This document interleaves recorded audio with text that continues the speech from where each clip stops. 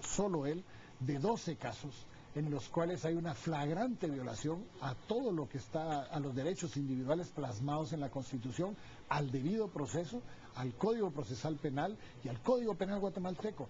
Si hay 12 casos que son conocidos por un abogado, ¿cuántos casos más habrán bajo las mismas tónicas y la misma forma de operar?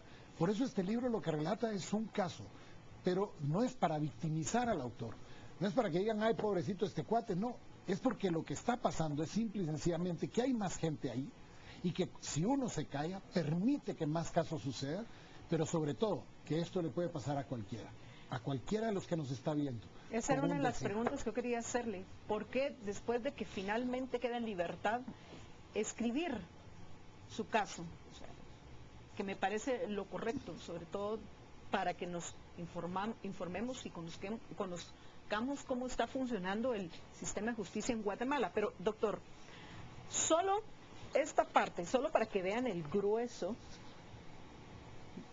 toda esta parte son solo documentos en los cuales usted va a hacer mi defensa, basa su defensa y demuestra la inocencia. Y demuestra su inocencia.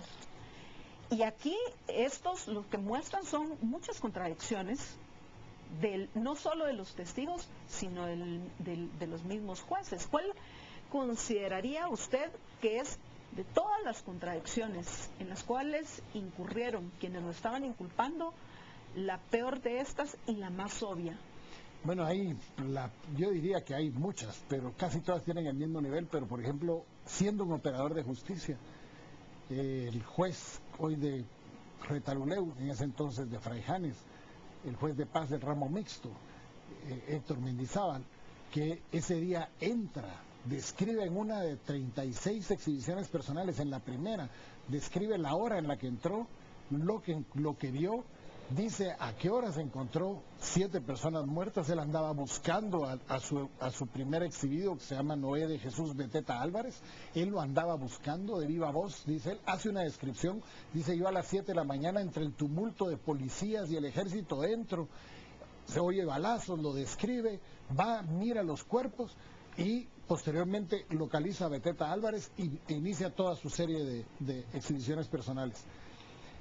4 años después desaparecen todo eso, van al organismo judicial y secuestran las copias que había de esas exhibiciones personales, van a Fraijanes y secuestran del juzgado de Fraijanes todo lo que hubiera de esas exhibiciones personales.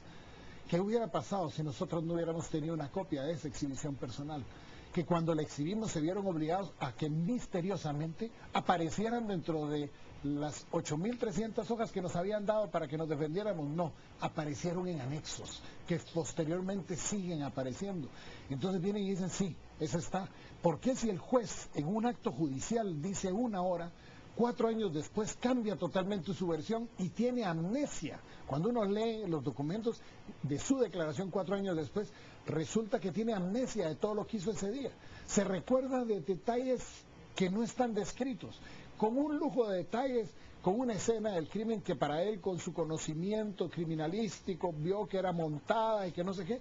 ¿Por qué todo eso no lo dijo 4 años antes? ¿Por qué un documento firmado por un juez que gozaba de plena validez legal y que gozó de plena validez legal todos los días esos 4 años, por qué vinieron, lo trataron de esconder para que las horas, la forma y el lugar y el modo les cuadrara? Porque si no, de lo contrario, la teoría, como ellos le llamaron, con que sustentaban sus hechos, no las pruebas, no los hechos, la teoría dejaba de tener razón de existir, simple y sencillamente porque sus testigos decían que eran las 11 y las 12 de la mañana y se seguían escogiendo a los reos a quien matar, lo cual está totalmente desvirtuado con esa acta de ese juez, con un acta de levantamiento de cadáver, la número 2, en donde dice, siendo las 8 horas, y vulgarmente vienen, tachan el 8 y ponen 10 horas, pero se les olvida, porque no lo podían hacer, salvar esa acta. Entonces el acta no está atestada.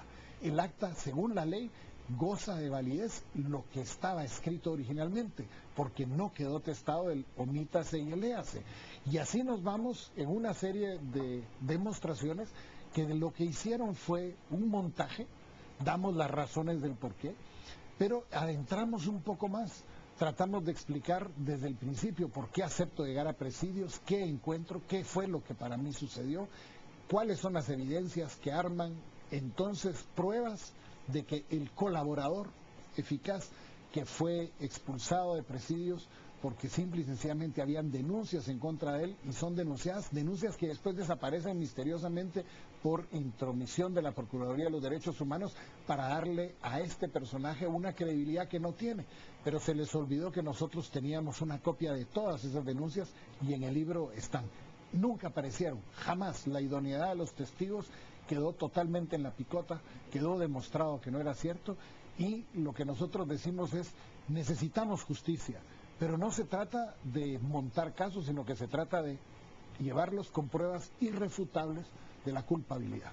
Bueno, y tampoco se trata de que les contemos todo el libro a los televidentes, doctor. No, por eso son unas perlitas. Así que espero que hayan quedado con la duda de conocer a fondo el caso del doctor Alejandro Giammattei, que ya encuentran el libro, entiendo yo, en la mayoría de librerías de nuestro país. Doctor, muchísimas gracias por habernos acompañado. A usted muchas gracias, Marta Yolanda, gracias por la oportunidad, pero especialmente a ustedes, estimados amigos, allá en su casa, reflexionemos. Este país puede cambiar, este país puede ser diferente. Las voces se tienen que levantar contra la injusticia, pero sobre todo tenemos que actuar los guatemaltecos para que ese sistema judicial lo exijamos, demostrando que hay muchos más casos, como el caso de Giammattei, que tienen que cambiar. Que Dios los bendiga.